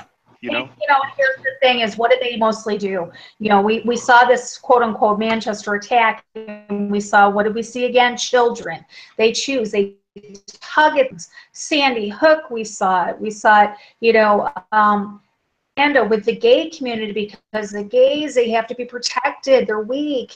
You know, we see this, you know, we see, they know what groups of people to target to get the most emotion out of us. And well, you know what? It's actually both sides, because somebody just said something interesting in the chat room.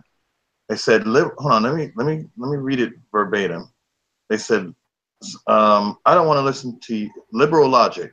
I don't have to listen to you because of the color of your skin. That's not liberal logic. That's hate logic. Yep. Right. That's because the whether you say that you're a Republican or a Democrat, you've chosen a team. It reminds me of gangs. I grew up overseas, and I remember growing up overseas and living on this base in this foreign country where you're an American. When you went off base, they were trying to whoop you. But then you had guys coming in, and they were like, I'm a Blood, and I'm a Crip. You know, and then they were fighting on the base over this color. I'm like, are you stupid? You got people, as soon as you step up the gate, they want to beat you up and kill you because you're American.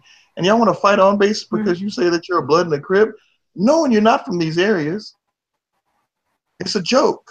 It's not liberal logic. That logic that says, I don't want to listen to you because of the color of your skin, that's called ignorance. That's not a right. Democrat or Republican. Nobody left or right. Nobody owns that. That's ignorance. Because tribalism. And that's choice. Ignorance is a choice. And exactly, Laurie, it's a choice. Just imagine if Laurie and Robbie didn't like each other because one's American and one's British, you wouldn't have the show. Oh, I don't like your accent. Or we can even look up the person that said it in the chat. I mean, I'm white, Robbie's black. I'm female, Robbie's male. I mean, there are so many different aspects, or so many different dynamics to our working with that we overcome every day. If we choose to or live in ignorance, I would have looked at him and said, I'm not talking to man. Or him looking at me and said, I'm not talking to her. She's some white chick over in the U.S. who doesn't know shit. Exactly. Choose not to be ignorant. We look past the physical. We look into the person. You know, guys, it's an old saying. Just skin deep. Too. You can choose to be ignorant with the whole race card, or you can choose to be You know, I mean, It really boils down to choice. Simple as that. That's a touchy subject with me, guys. It really is. Well, I love you, Laurie. I didn't mean to bring that up on the subject of skin color. The thing is that the dynamic. No. I mean, it is. I mean, it's. You know, I mean, it's. You know, that's not liberal logic. That's just. Well, see, but even when you say liberal, when they say snowflake and republicard, these are divisive terms. These are divisive terms that make you not speak to that person because they want to claim a title. When somebody, and to be in all honesty, when somebody claims a title with me, they kind of, it makes me look at them weird because I'm like, why would you, the title that I want to choose is the one that is going to be good and correct for people. I don't need to be called a Republican or a Democrat. You know, I'm in this country, I'm an American. I don't have that choice. I'm an American. So what's good for my country and my people? And it's not Republican or Democrat. Actually, for everybody on this dang planet, Katy Perry talks about, oh, we should love. No, people should tell the damn truth. And they need to be honest. And they need to look stuff up and they need to study. They need to find out who's lying to them. They need to quit joining these little groups and gangs and find out what the truth is. Even if it hurts. I found out things that were true that hurt me. You know what I found out? I'll tell you what I found out. I'll tell you, I don't know if I've shared this with you, Laurie, but I'm going to tell you something. I'm a vet. I took an oath to defend the Constitution against all enemies, foreign and domestic. That means all of the Constitution, right? When I got out the military, I found out I broke my oath. Do you know how I broke my oath? I beat the hell out of somebody that burned the American flag. Nice. I want to go into jail for it. No, it's not nice. It was wow. Shitty. Wait. You went to go into jail for what? I'm a martial artist. And so what did you got thrown out because you beat up a guy because he was burning the flag? No, this was after I got out the military. I beat him being a martial artist. Oh, okay. Yes, because it's assault with a deadly weapon. But I beat the holy tar out of this person for burning the flag. Well, I broke my oath because of the First Amendment.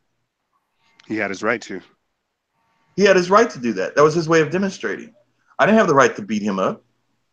I thought I did at the time till I sat there in that cell and recognized that, you know what, you broke your oath to defend the citizens of this country against all enemies, foreign and domestic. And at that time, guess who was the enemy? Me. For beating this person for burning the flag. You can't have freedom of speech if you don't let people demonstrate peaceably. Now, did I like him burning that flag? Heck no, because I've scooped my friends out of, I've had my friends' blood on me. I've seen things that nobody should ever have to see. Right. But I shouldn't have beat that guy for burning the flag.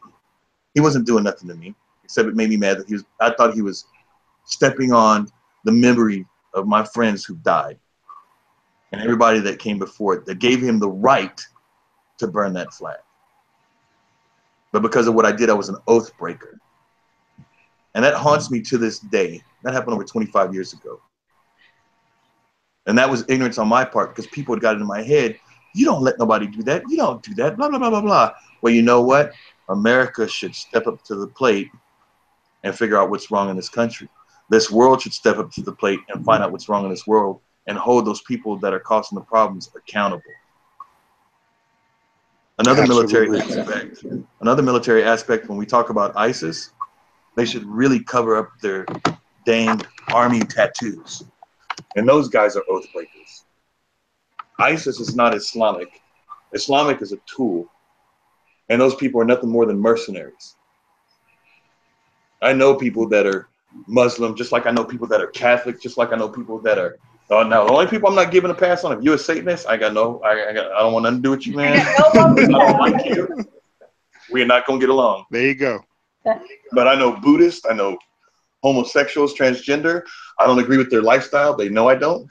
But they got to answer for that. I don't. But as long as they're nice to me, I'm going to be nice to them. They can just stay at a distance, just like everybody else. But I'm not going to hate anybody unless they bring it to my door. I'm not going to have a problem with anybody in chat unless they say something ugly to one of us. or to a fellow member. I'm not going to do that. That's wrong. It's fundamentally wrong. When we can look, we get together every couple of weeks and we see this crap that they do to us. They do this stuff to us every month, every day. They say that when we reduce the population by 15%, we'll know that vaccination, the program is working. They tell you in Agenda 21, 30, and 50 exactly what they want to do. The Georgia Guidestones. They tell you that you're useless breeders and feeders, that you're cattle. They tell you that you don't have the brains to monitor yourself and watch out for your community, that you don't know how to protect loved ones and have respect, to be a gentleman or a lady. They tell you that you can't raise your kids. And you know what the sad thing is for me? I see it, and they're right, because people won't tell the truth, and they won't put the fault where it's supposed to go. And it's horrifying and it's frightening. I'm so thankful for the listeners that come into your chat room, because at least these people are partially awake. But man, when you look around, there was a movie that came out, had Rowdy Piper, and I think it's called They Live or some mess like that. He was with the glasses. And it's true. Consume, obey, over and over and over again.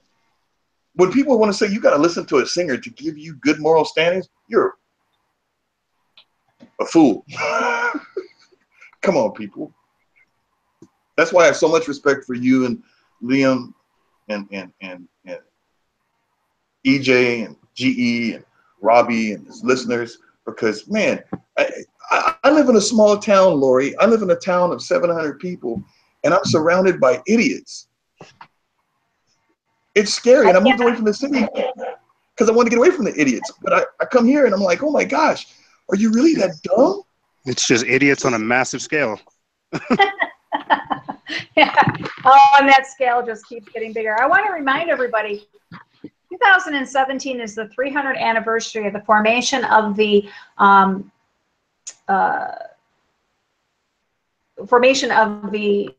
the current Illuminati, 1717 to 2017. So yeah, that's May 1st was when Adam created the modern day Illuminati. So I think 2017 is going to be a really, really big year for sacrifices, for these false flag events, for these events that, you know, we're going to be on here quite a bit, I think, this year, doing these same stories. Because they're trying to push a narrative. I'm just glad that you keep doing them. I'm thankful that you keep doing them, Laurie, because you're a watchman, and you're supposed to tell them when you see something or the blood's going to be on your hands. Now, once you tell them, it's up to them what they do. If they choose to research this stuff that you put, this information that everybody gives, and look into it, then good for them. If they choose not to, then really bad for them. Because they're going to, eventually people on this world are going to wind up, see, right now, for a lot of people, it doesn't really affect them. If they just hear about it and they get in their emotions, and they have an emotional response. But pretty soon, it's going to come to them. And they're going to be confused. How did it get like this? If you listen to Paul Harvey, 1965. Oh, God. It's prophetic. Chills. I still get chills every time I hear that. We live in a sick society. It's not a sick society. It's a sleep society. It's a sheep society. And it's a society that's easily manipulated through their emotions to hate. And it's not love that's going to save us. It's critical thought. Because if you have critical thought, then you can't be fooled. Discernment, diligence, vigilance, and strength. That's right. That's why we're not given spirits of fear. Exactly. You know, we do see through these things. We do see through these events. We see through them a lot quicker than we did. I mean, I don't know how long it took us to realize 9/11 was an inside job or whatever, but we it sure took a lot longer than it does now. So, but I think we're going to wrap it up. Let's have some final thoughts. I know both of you guys do. I know you guys have got some final thoughts on this whole Manchester, London event. Go ahead. You want to take it, Marty? You go ahead and you go first, man. I really want to hear what you have to say because you have some insightful thought. All I can say is like I said before at the start of the show, they're going to use more of these types of events, like we've been trying to illustrate throughout this entire show. They're going to use these types of events to circumvent the very dwindling freedoms we already have. Instead of us relying on these people to provide the solutions after they've already provided the problem, we need to do that. We ourselves need to be the solution. That doesn't mean, and I'm not saying, go out and go gun down like the person that you see right down the street. I'm saying formulate, organize, find the strength that we are so willing and so easily giving out to these people. That's the only reason why they have this perceived strength, is because they are organized and they're thinking. If we don't want these things to take place, we need to put forward our own steps. We need to combat it. We can't play victims. Like Marty was saying, we're a nation of sheeps asleep. You have to believe in the American dream. You have to be asleep to believe in the American dream. We have to wake up and realize that that's somebody else's dream that they're trying to push to us. They want us to think a certain way. They want us to act a certain way. And that's why we have to have this daily diligence, this vigilant mindset, this duty-stricken, this discernment, to where we have to just like break through their mind control. Yeah, like they will put up pictures showing you children that are maked up. They will try to tug at your heartstrings. I'm not saying become cold and heartless and emotionless to these things, but realize that they're trying to appeal to you. They're not trying to tell you the truth. That's what we have to do. We have to seek wisdom. We have to seek the truth. We can't let these people tell us the truth and then operate on this lie. Otherwise, we have more of what we have taking place, and we've got to start realizing that. We've got to start realizing our power, realizing the discernment, and realizing the lies of these people. Full agreement there. Absolutely. My closing thoughts are, everybody should know by now that I'm a man of faith. And when we read that book, it tells us that all these things are going to come to pass, and we shouldn't worry and have fear. We should look up and know that our time is nigh. I also recommend for those people who don't have faith, one of the solutions is demand that your governments find a solution. And when I mean find a solution, when they put us in a false flag event, demand the information, all of it. Whip out your get to safety, but whip out your phone. Pay attention to how things progress. See if it's a script. Realize that people are going to die, but hold these people that are in control accountable. It's going to be really interesting to see how this election turns out in Great Britain. And the reasons why is if they're going to have another thing that happened here in the United States. The country that I serve frightened me horribly because by popular vote, Hillary Clinton won. By electoral vote, Donald Trump is president. Two great actors and CEOs on the stage that supposedly run my country, but my country is asleep and don't see what's going on. They're too busy hating each other to realize how badly that we're all being messed over. Pay attention, folks. Study and test all things so you don't perish for lack of knowledge. And like somebody said, and whether you want to believe it or not, put on the full armor of God. Find out what's really going on. Realize that this existence right now is a test to see which side you are going to choose. And please, do not hate. Look up in the Bible what it says when you hate. It's very important. Do not hate anybody. Anybody. Hate the sin. Don't hate the person. Because a lot of times we'll find out that those people are being used or ridden. They're misinformed. They're ignorant. And they do stuff out of. Now, I'm not saying don't defend yourself.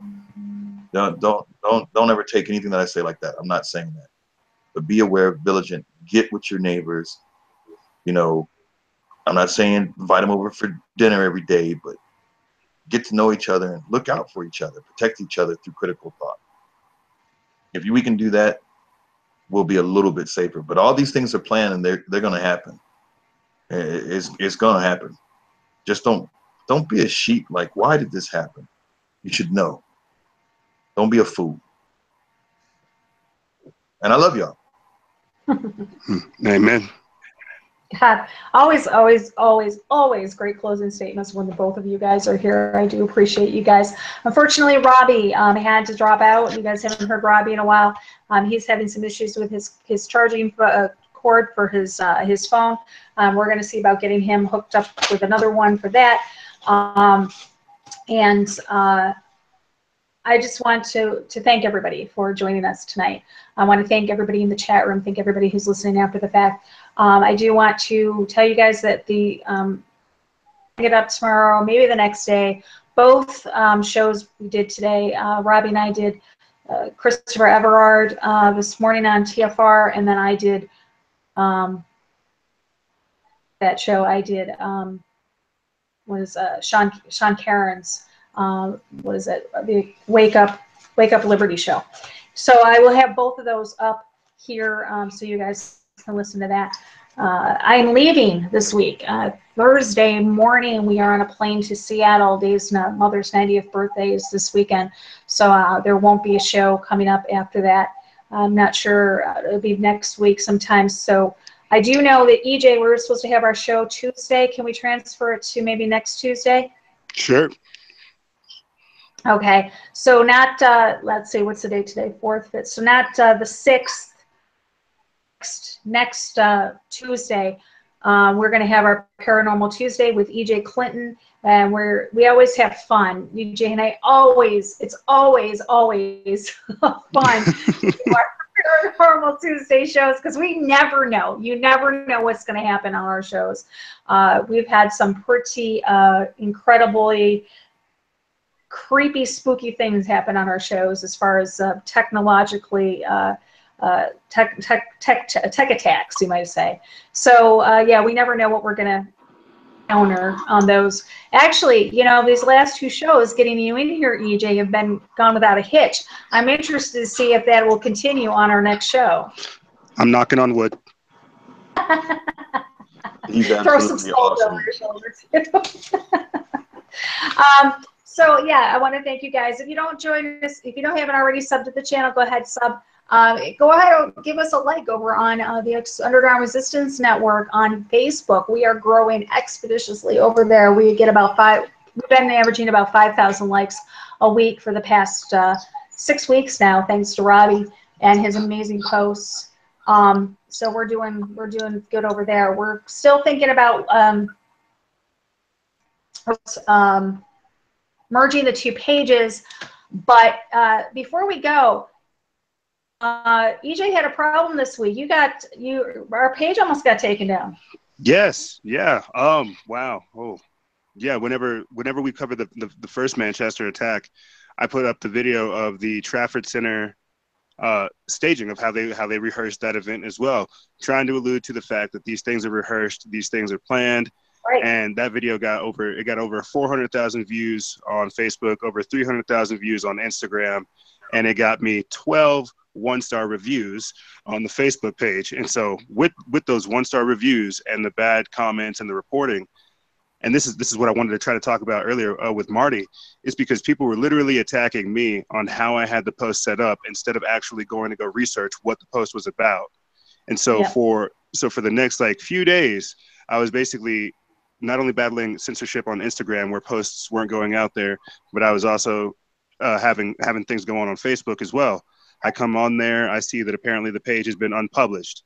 I don't see that I can appeal for it, and then you send me a screenshot where apparently we can. So I go to another device, yeah. I try to log on and see, okay, well, can I appeal for it? We appeal for it, they get back to us a few days later. And it's a huge, yeah, we won. It's a huge deal, but it was entirely unnecessary.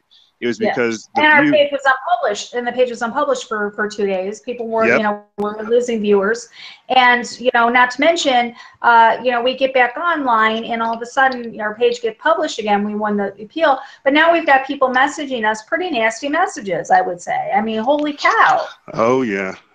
People screaming fake news, and I'm just like, what are you talking about? Like with the things that we put out there, with the titles, with the names, with the articles, with the links, with the videos, you name it. How is this fake news?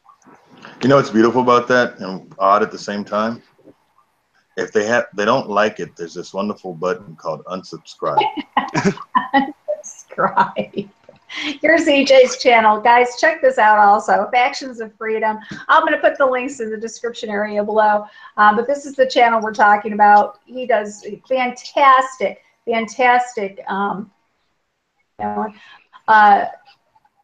research, and he posts videos that you would not believe, and he is just an amazing page. So if you haven't already subscribed to Factions of Freedom, go ahead and give him a like over there. Subscribe to his YouTube channel. We'll put that in the description below. Thank you, EJ, for joining us. Thank you, Marty. I so greatly appreciate you guys. Love you guys to death, and we will see you guys next time. Always a pleasure. Love you.